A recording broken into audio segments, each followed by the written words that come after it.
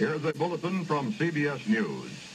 President Kennedy has been the victim of an assassin's bullet in Dallas, Texas. It is not known as yet whether the president survived the attack against him.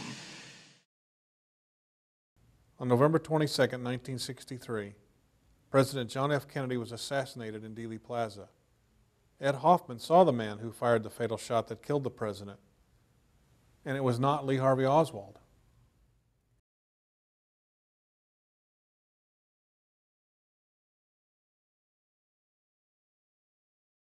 I was 7 years old when President Kennedy was assassinated. I remember that day because they let us out of school early, and when I got home, my mother had been crying, but I didn't understand why. Well, that weekend, my family and I watched Kennedy's funeral procession on television.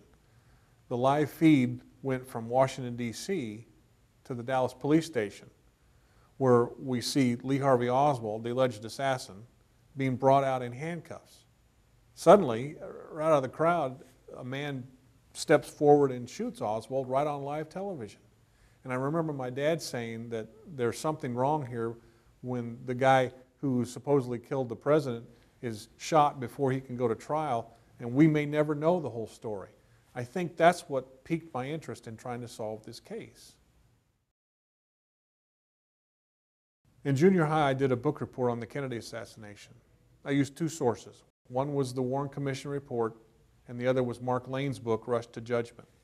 The Warren Commission report is the official government conclusion that Lee Harvey Oswald, acting alone, shot and killed President Kennedy from the Texas School Book Depository.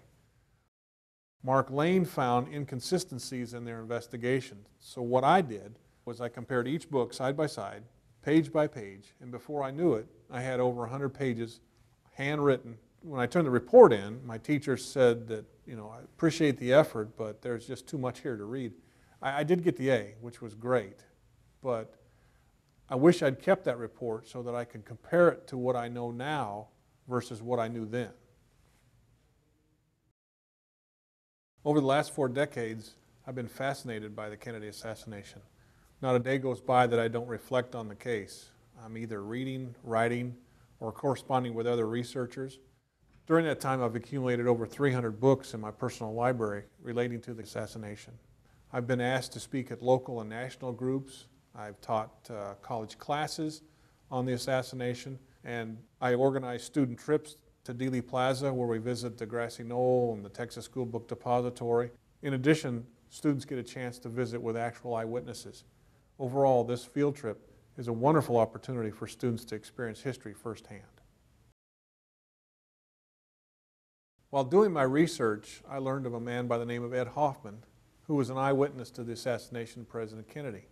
On that day, Ed stood in a position about 250 yards west of the picket fence area, which is on the Grassy Knoll.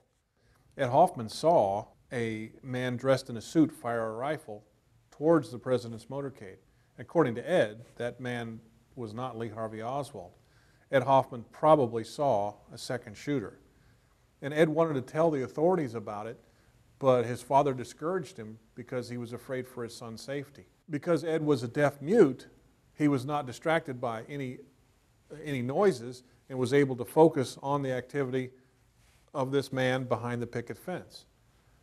That's the reason I co-authored a book on the assassination based on Ed Hoffman's account, is to preserve his story, and two is to anybody outside the research community has probably never heard of Ed Hoffman or his story. Unfortunately, Ed passed away in March of 2010, so all we have now is what he said on the record.